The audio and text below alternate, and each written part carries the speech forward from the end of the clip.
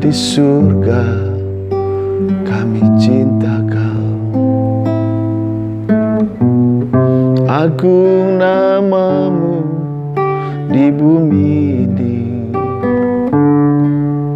kerajaan-Mu ditegakkan atas pujian. Waktu umat-Mu beritakan karya-Mu,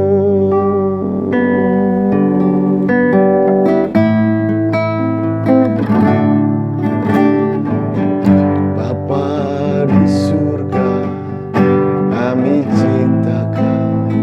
Oh Yesus, agung nama-Mu di bumi ini, kerajaan-Mu ditegakkan atas pujian. Waktu umat-Mu beritakan karya-Mu, terpujilah Tuhan Allah yang berkuasa, yang sudah, yang ada, yang akan datang. Terpujilah Tuhan Allah yang berkuasa,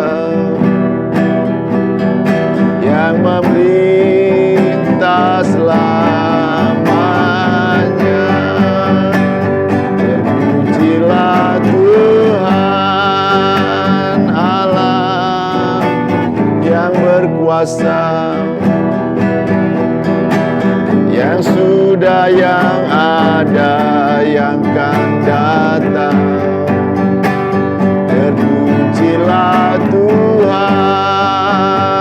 Allah yang berkuasa, amin, yang memerintah selamanya,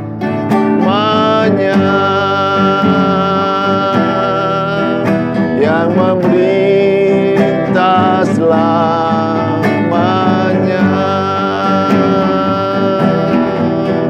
yang memerintah selamanya.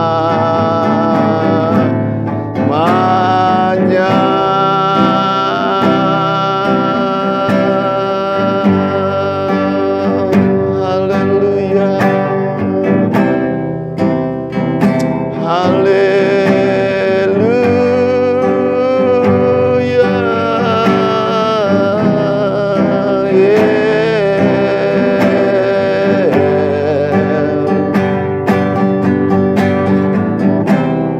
Syarera lama nama sando ya ne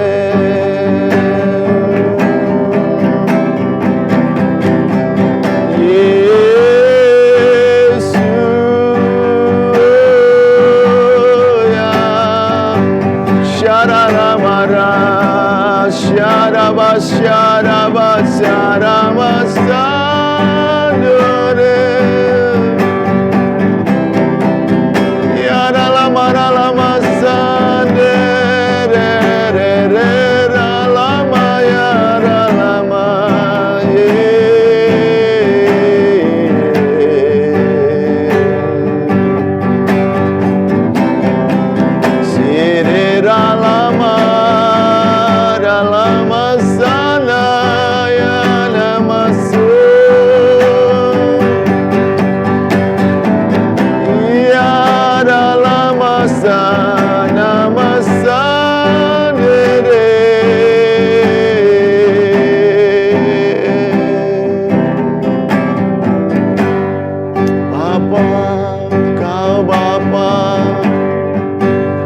Bapa yang ajaib di dalam Yesus, Bapa yang mulia, Bapa yang berkuasa di bumi, di surga. Kau ajaib, Kau mulia, Kau punya rencana-rencana yang ajaib dalam segala keadaan kami. Dalam segala keadaan kami, Kau ada, Kau datang, Kau hadir bagi kami, oh Bapa yang baik. Kami memuji-Mu, haleluya.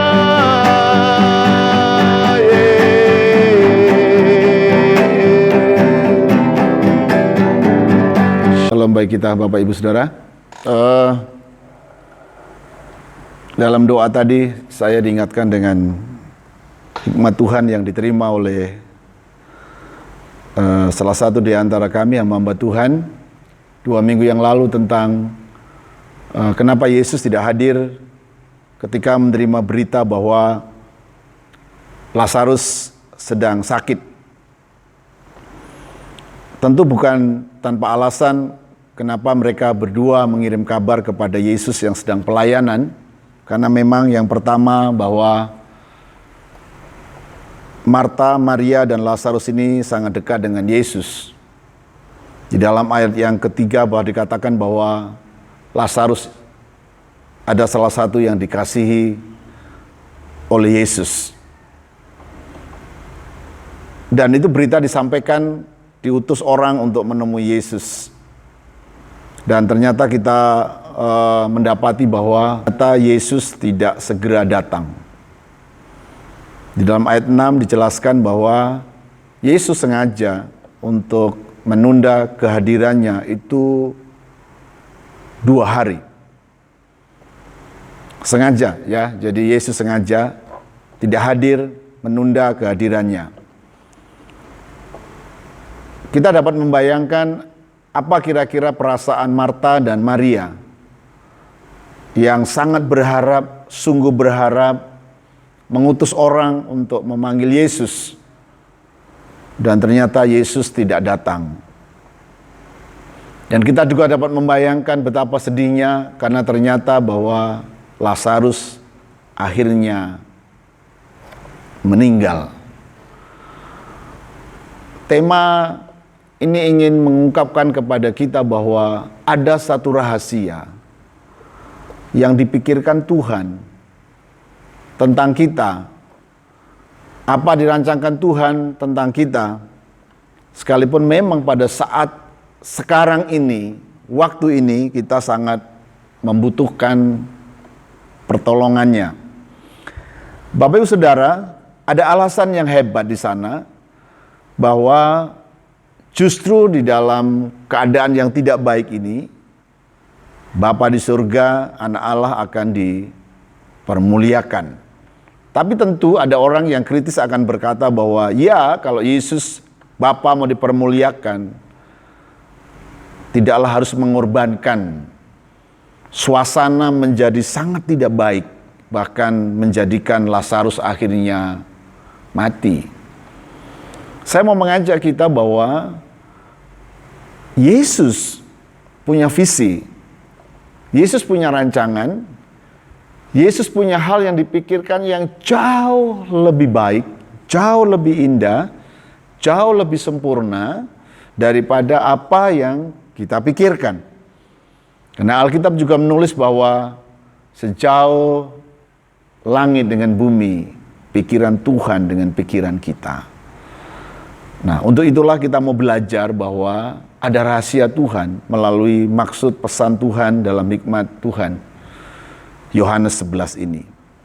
Bapak Ibu Saudara, ketika Yesus menunda 2 hari perjalanan untuk datang ke Betania, akhirnya Lazarus meninggal. Tetapi Yesus sesuai dengan apa yang disampaikan datang juga ke Betania.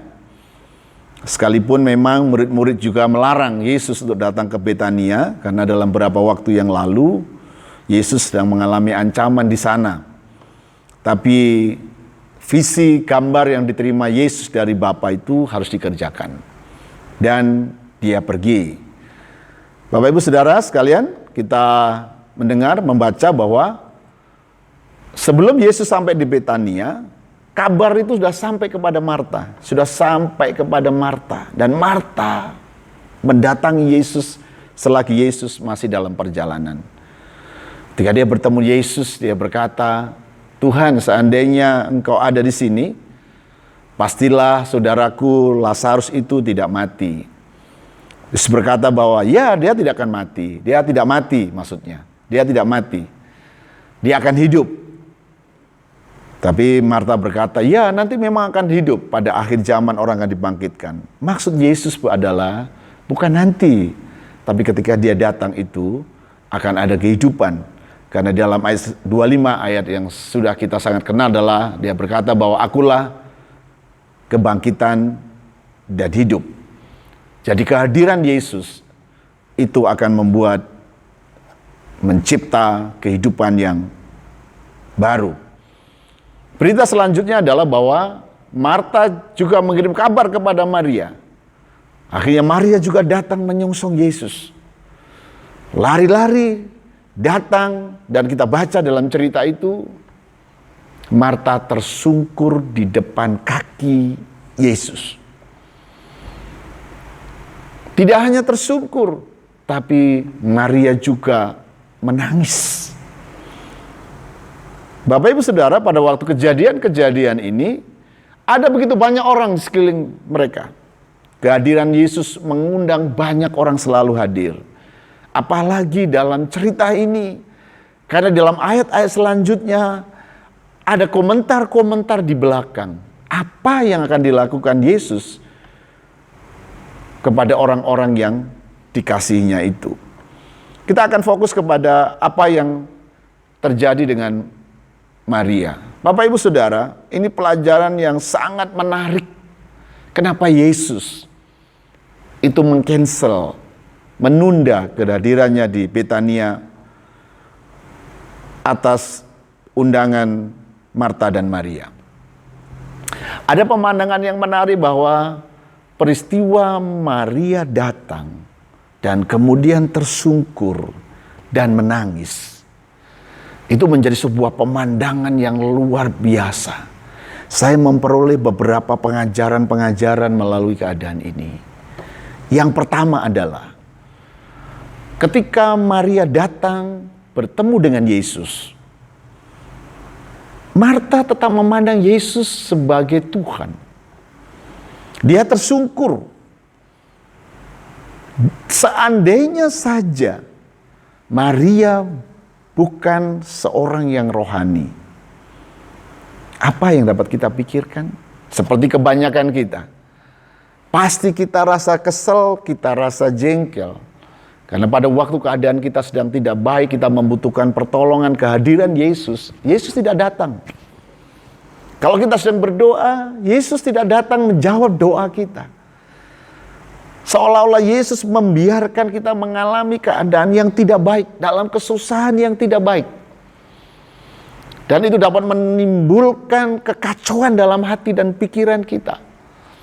Tetapi kita melihat bahwa pemandangan yang kita baca, yang kita dengar dari Alkitab itu, Maria begitu bertemu dengan Yesus, dia tersungkur. Saya membayangkan seandainya kita yang bertemu dengan Yesus sesudah kita mengalami keadaan yang tidak baik. Kita mengalami kesusahan, kita mengalami tekanan, kita mengalami kekecewaan. Maka kita akan bertemu dengan Yesus. Dan kita akan marah kepada Yesus.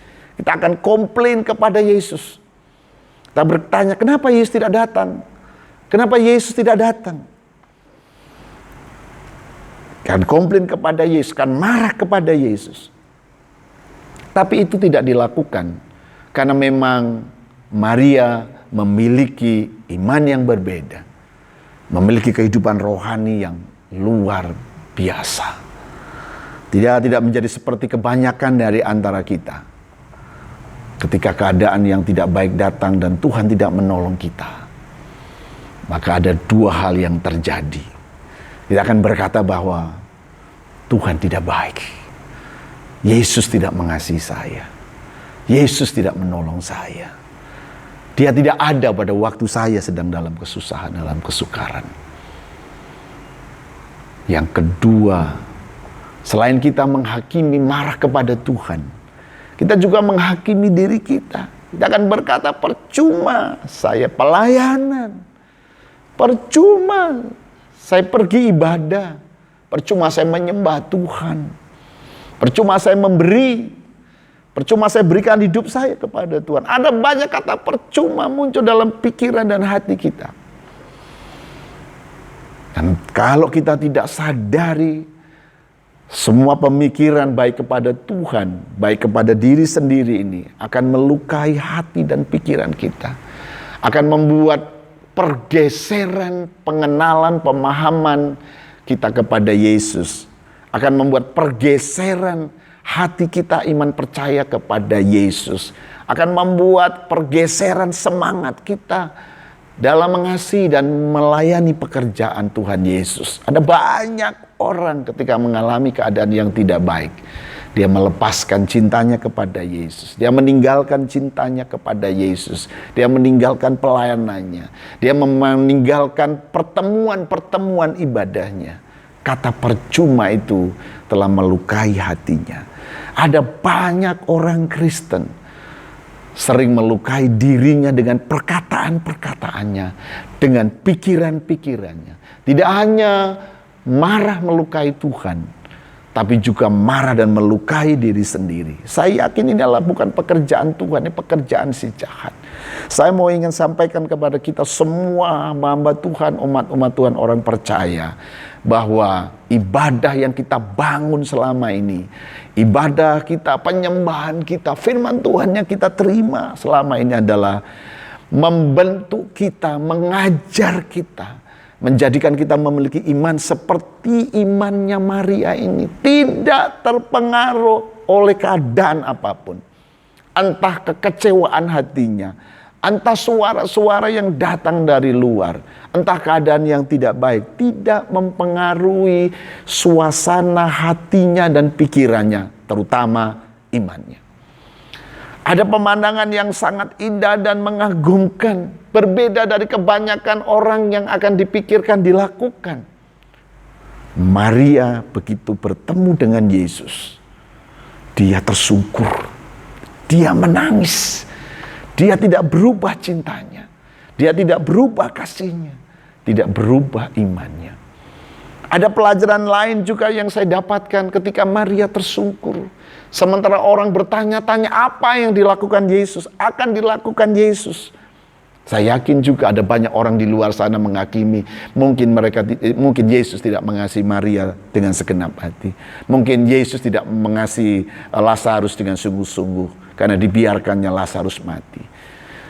Banyak orang akan berpikir macam-macam. Tetapi ada pemandangan yang luar biasa tadi, menunjukkan bahwa ibadah yang dibangun oleh Maria ketika dia duduk dekat Yesus mendengar, melayani Yesus, telah membentuk satu iman yang luar biasa. Dia punya kesaksian yang luar biasa tentang Yesus. Dan luar biasa itu ditunjukkannya dengan tidak berubahnya cintanya, imannya kepada Yesus, sekalipun seolah-olah Yesus menolak untuk datang kepada mereka, datang ke Betania, memberi pertolongan. Bapak Ibu, ini pelajaran yang serius, yang indah buat kita. Maria sedang membangun imannya yang luar biasa. Saya berdoa, kita berdoa, makin ke belakang keadaan kita, ketika zaman waktu semakin tua, keadaan memang tidak akan lebih baik. Sekalipun ada banyak hamba-hamba Tuhan bernubuat keadaan akan menjadi baik, akan menjadi baik, kita akan berkata amin. Tapi yang baik itu adalah hati kita. Sesungguhnya kita jauh lebih indah bernubuat, kita berdoa membangun hati kita menjadi indah, menjadi iman yang indah, menjadi sikap iman yang indah seperti Maria. Daripada kita berdoa untuk keadaan-keadaan dunia ini. Memang keadaan-keadaan dunia ini bisa berubah. Tapi ingat, semakin tua, keadaan zaman ini memang semakin tidak bagus. Kita harus jujur, kita ada di zaman yang tidak baik. Kalau Bapak Ibunya iman dapat mengubah keadaan dunia ini, kita berkata amin. Tapi jauh yang lebih penting adalah kita dapat membangun hati kita menghadapi keadaan yang tidak baik yang terjadi bagi banyak orang, juga terhadap orang-orang yang tidak percaya. Oke, kita teruskan. Pemandangan yang indah bagaimana Maria datang, tersungkur dan menangis. Kira-kira apa yang dipikirkan oleh Maria? Maria memikirkan bahwa dia sedang menyaksikan Yesus yang besar. Dia sedang menyaksikan Yesus yang luar biasa. Dia sedang menyaksikan Yesus yang adalah Tuhan yang memiliki kehidupan. Pada waktu dia tersungkur, saya sedang melihat bahwa Yesus sedang ditinggikan oleh Maria. Sekalipun dia menangis dalam kesedihannya, tapi dia sedang mengakui oleh tindakannya itu, oleh sikap hatinya, dia sedang mengakui bahwa Yesus adalah Tuhan. Dia sedang meninggikan Yesus lebih daripada apa yang dia miliki. Dia sedang meninggikan Yesus di tengah-tengah orang banyak. Dia sedang meninggikan Yesus di dalam segala kesedihan dan kekecewaannya. Dia mengakui dan meninggikan Yesus. Ini sikap hidup yang luar biasa. Kita perlu belajar. Dan ini tidak akan terjadi ketika Yesus mungkin datang lebih awal. Pemandangan ini tidak akan datang, tidak akan terlihat.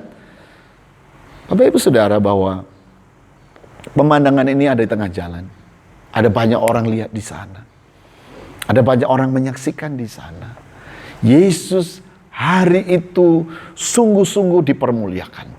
Yesus hari itu sungguh-sungguh ditinggikan oleh seorang yang bernama Maria. Sungguh ini sesuatu pelajaran yang dahsyat, yang layak kita contoh. Kita berdoa, ibadah yang kita bangun ini akan menghasilkan iman seperti iman Maria. Ketika dia tersungkur, dia meninggikan Yesus. Dia tersungkur, dia mengakui Yesus.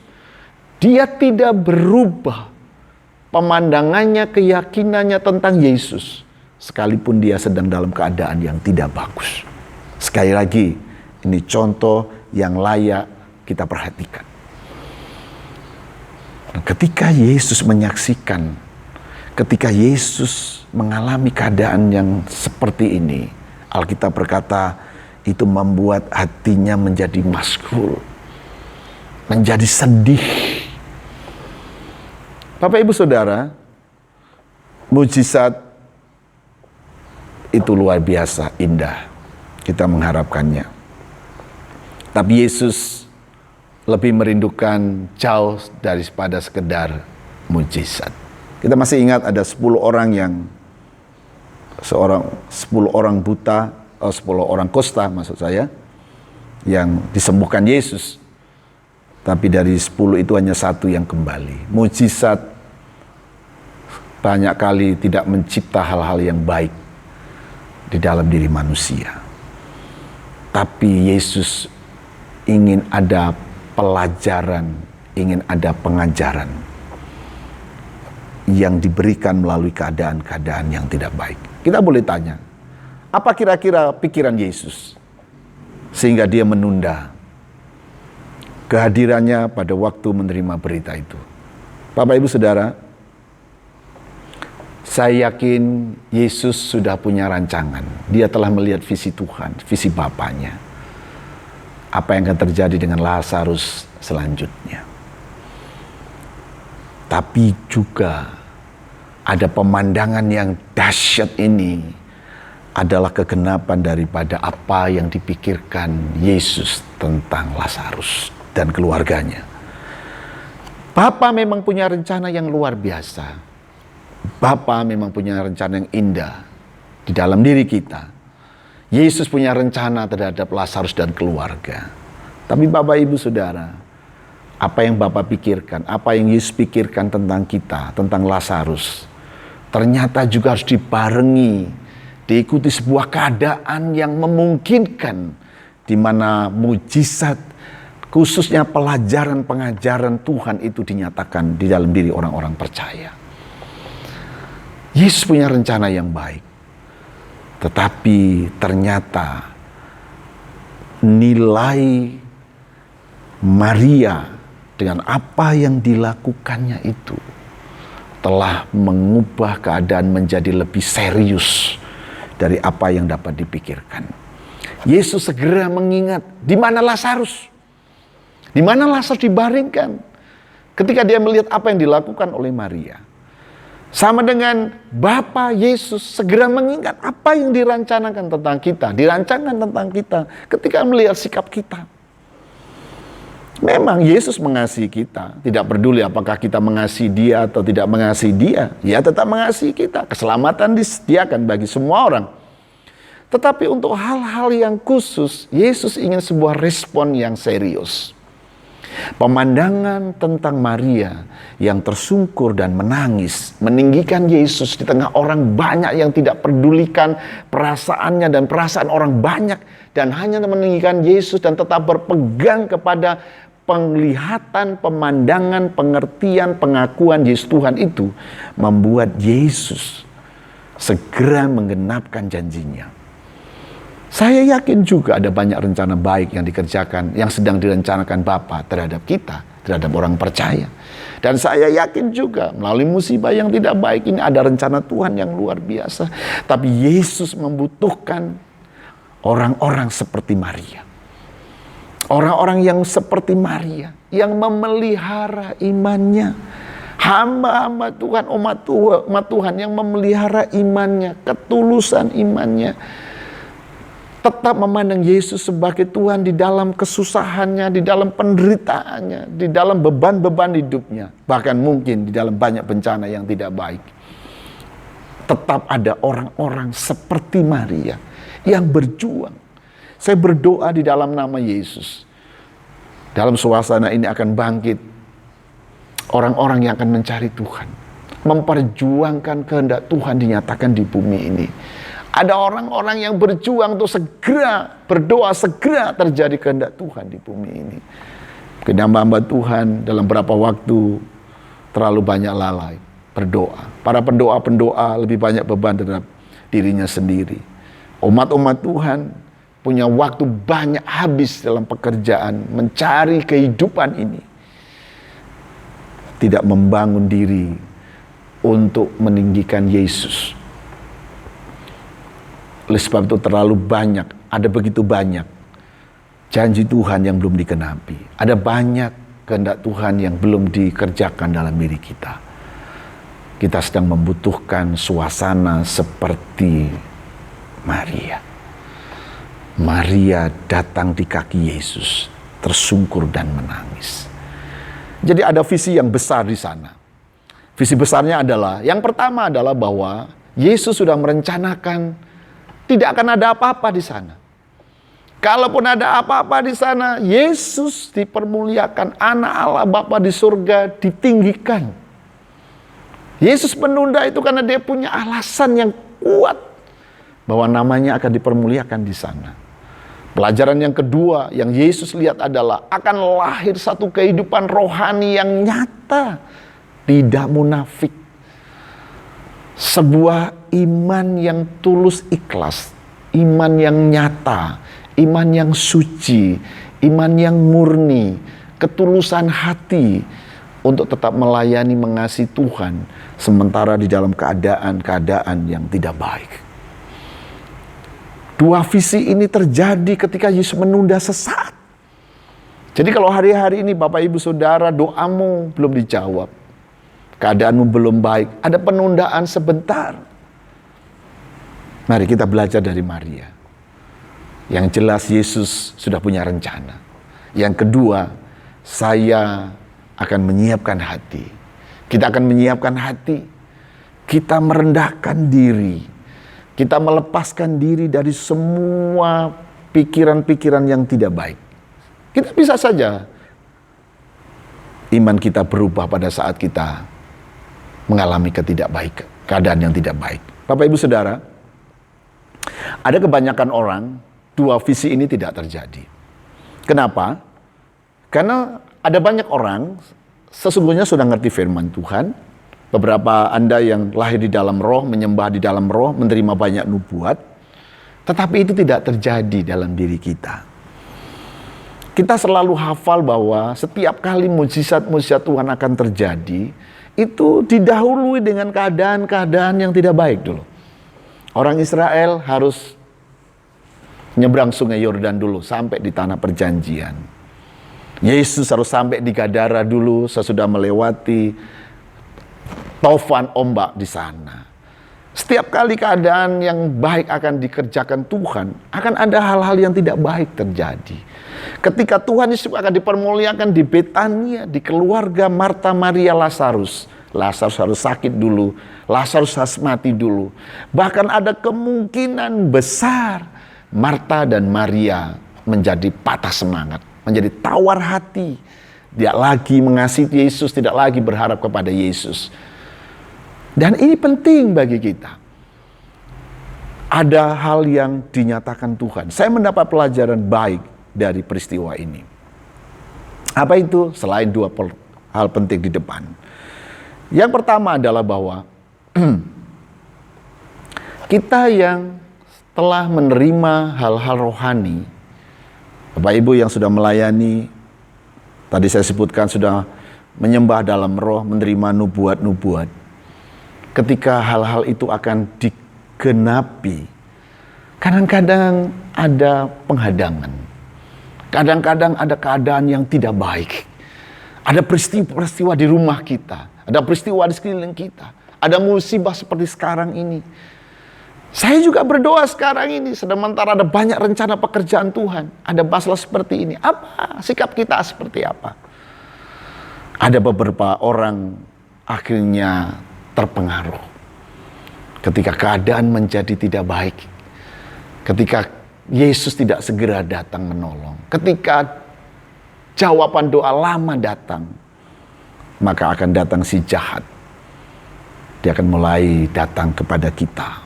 Apa yang dikerjakan? Yang pertama dikerjakan, dia berkata bahwa Tuhanmu itu tidak baik. Yesusmu tidak sungguh-sungguh ada. Tuhanmu tidak sungguh-sungguh mengasihi kamu. Pikiran kita akan dirusak, pemandangan kita terhadap Tuhan akan dirusak bahwa Tuhan tidak baik terhadap kita. Yang kedua, akan muncul dalam perasaan pikiran kita, kita menuduh diri kita, menghakimi diri kita. Kita berkata, percuma kau ibadah, percuma kau menyembah, percuma kau pelayanan, percuma kau memberi untuk Tuhan. Saat engkau butuh, engkau tidak ditolong. Di mana Tuhan pada waktu engkau sedang tidak baik? Akan ada kata percuma dan sia-sia semua yang kita kerjakan. Dan kita menjadi tawar hati, kita menjadi marah. Kita marah kepada Tuhan, kita marah dengan diri sendiri. Dan ada banyak orang di antara kita akhirnya mengundurkan diri. Malas ibadah, malas berdoa, malas pelayanan. Karena berpikir saya tidak beroleh apa-apa. Saya tidak mendapat apa-apa. Percuma. Ini datang dari setan. Ini datang dari si jahat. Bapak Ibu Saudara, pemandangan Maria tersungkur di depan Yesus dan menangis. Itu artinya bahwa Maria tetap memandang Yesus sebagai Tuhan. Memandang Yesus sebagai yang layak dihormati di alam raja segala raja. Dia tidak berubah. Dia tidak menjadi kecewa. Dia tidak menjadi kecewa dengan Tuhan. Dia tidak kecewa juga dengan dirinya sendiri. Dia tidak berkata, percuma kau Maria. Kau dengar dekat Yesus. Percuma kau dengar Yesus.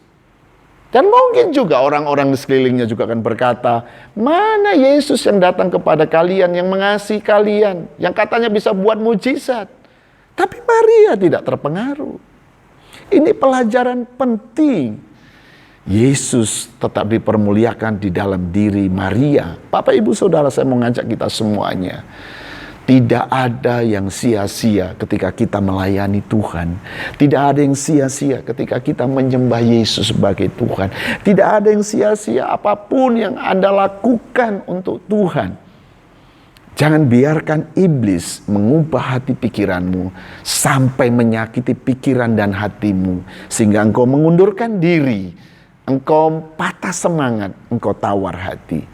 Pelajaran ini begitu indah di hadapan saya, bahwa apa yang dikerjakan Maria ini, dia memiliki iman yang tidak tergoncangkan, iman yang tidak terpengaruh oleh keadaan-keadaan yang ada. Ini iman yang luar biasa. Saya berdoa supaya kita semua ketika mengalami keadaan tidak baik hari-hari ini, imanmu justru tumbuh, imanmu justru dimurnikan, pikiran hatimu justru disucikan. Mari kita melawan semua pengaruh dari si jahat. Tidak ada yang percuma, tidak ada yang sia-sia. Semua yang kita kerjakan untuk Yesus, demi kerajaan Allah, bagi sesama, Tuhan dipermuliakan, diperhitungkan. Dan kalau kita baca selanjutnya, begitu melihat Maria tersungkur dan menangis, Bapak Ibu, apa yang terjadi? Yesus hatinya masul. Ketika hatinya masul, itulah semuanya segera terjadi, karena ayat selanjutnya berkata, di manakah dia kamu baringkan? Bapak Ibu Saudara, bukan berarti Tuhan melupa. Setiap mujizat, setiap keadaan baik yang terjadi, setiap yang Tuhan rancangkan di dalam hidup kita itu, tidak akan segera terjadi sampai kita mempersiapkan diri, sampai kita layak menerima hal-hal yang baik daripada Tuhan. Apa itu? Hati yang tidak berubah, cinta yang tidak bergeser, iman yang tulus, ikhlas dan murni, yaitu mempercayai Tuhan Yesus dalam segala keadaan, ketika baik atau tidak baik, ketika sehat atau sedang tidak sehat. Kita berdoa apa yang Tuhan tunjukkan melalui pemandangan Maria ini akan menginspirasi kita. Roh yang sama dalam diri Maria ada dalam diri kita. Yesus yang sama yang ditemui oleh Maria, kita temui juga, kita sembah juga. Oleh sebab itu, saya mau mengajak kita semuanya, jika kita bertanya, kenapa Yesus tidak hadir pada waktu diundang oleh Marta dan Maria? Kenapa Yesus menunda sesaat kehadirannya? Karena ada pekerjaan yang lebih besar yang disiapkan oleh Tuhan. Bapak bisa bayangkan, kalau Yesus datang hari itu juga, mukjizatnya Lazarus sembuh, selesai. Tapi hari itu terjadi mukjizat yang hebat, yang luar biasa. Apa itu? Yang pertama, Yesus ditinggikan oleh Maria di tengah-tengah orang banyak. Dia sujud tersungkur mengakui Yesus itu di hadapan orang banyak. Mukjizatnya adalah menumbuhkan iman Marta dan Maria. Dan selanjutnya adalah Lazarus dibangkitkan.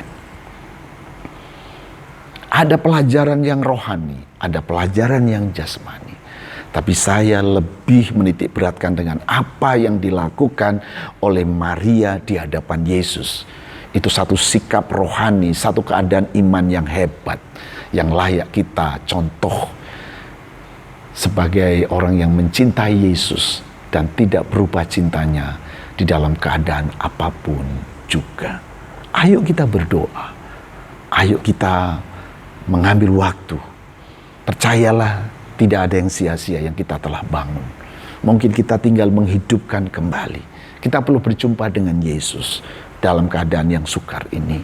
Seperti Marta dan Maria berjumpa dengan Yesus, imannya dibangkitkan. Dalam keadaan yang sukar, keadaan yang susah sekarang ini. Mungkin Bapak Ibu berpikir besok bagaimana, pekerjaan saya bagaimana. Bagaimana kalau lama-lama kita di rumah terus. Akan habis stoknya dan segala macam. Tetap percaya, kita hadirkan Yesus. Kita bertemu dengan Yesus. Ini saat yang baik untuk kita berjumpa dengan Yesus. Beberapa kita yang tidak pernah tersungkur, mari tersungkurlah. Beberapa kita yang mengandalkan kekuatan, mengandalkan pikiran, hari ini tersungkurlah seperti Maria. Menangislah di hadapan Yesus. Akuilah dia di dalam segala kemuliaan dan keagungannya. Biar kebaikan kemurahannya segera mengalir bagi kita. Saya berdoa buat kita sekalian, dalam keadaan-keadaan ini kita tidak menjadi lemah. Justru oleh keadaan-keadaan yang tidak baik ini, iman kita dimurnikan, iman kita dibangkitkan.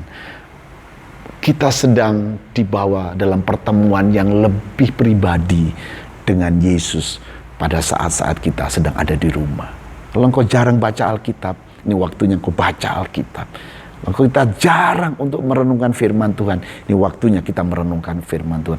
Jarang kita berdoa, kita jarang menyembah Tuhan sendiri, waktunya kita menyembah Tuhan sendiri.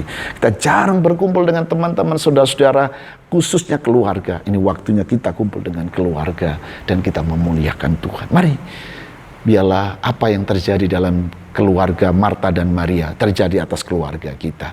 Pemandangan yang indah, akhirnya Lazarus dibangkitkan, Yesus dipermuliakan, dan keluarga ini diberkati. Bila firman Tuhan ini meneguhkan kita, firman Tuhan ini mendorong kita menemukan Yesus dan kehendaknya, sementara kita sedang mengalami keadaan-keadaan yang tidak baik. Tuhan memberkati firman-Nya. Di dalam nama Yesus kita berdoa. Bapa di surga, di dalam nama Yesus, tidak mudah bagi kami untuk dapat menghadapi keadaan-keadaan yang tidak baik ini. Tapi kami percaya Tuhan Yesus, jika Maria sanggup memelihara imannya, kami juga sanggup memelihara iman kami. Maria dapat memandang Yesus dalam kesusahannya, dalam bebannya, dalam rasa sedihnya. Kami juga hamba-hambamu, umat-umatmu, kami menemukan Engkau sekalipun kami di dalam keadaan yang susah, sedih, dalam sakit penyakit, dalam kelemahan. Kami menemukan Engkau. Hambamu berdoa di dalam nama Yesus kepada kami semuanya. Kami menemukan persekutuan yang lebih dengan Tuhan. Hari ini kami boleh jawaban. Jika Engkau menunda kehadiran-Mu, jika Engkau mengizinkan keadaan yang tidak baik dalam beberapa saat kepada kami, karena Engkau ingin menyatakan kebesaran-Mu bagi kami, rencana-Mu yang besar bagi kami. Yang kedua, supaya kami belajar mengerti kehendak-Mu. Kami dimurnikan dalam iman kami memperoleh hal-hal yang lebih di dalam Tuhan. Terima kasih Bapa di surga, berkati kami semuanya, dimanapun kami berada hari ini. Kasih anugerah-Mu, berkat di dalam Bapa, berkat di dalam Yesus, berkat di dalam Roh Kudus, menyertai kami semua, seisi keluarga kami, negeri kami, tempat di mana kami berada. Di dalam nama Tuhan Yesus kami berdoa. Haleluya. Amin. Tuhan Yesus memberkati kita hari ini dan selama-lamanya. Haleluya.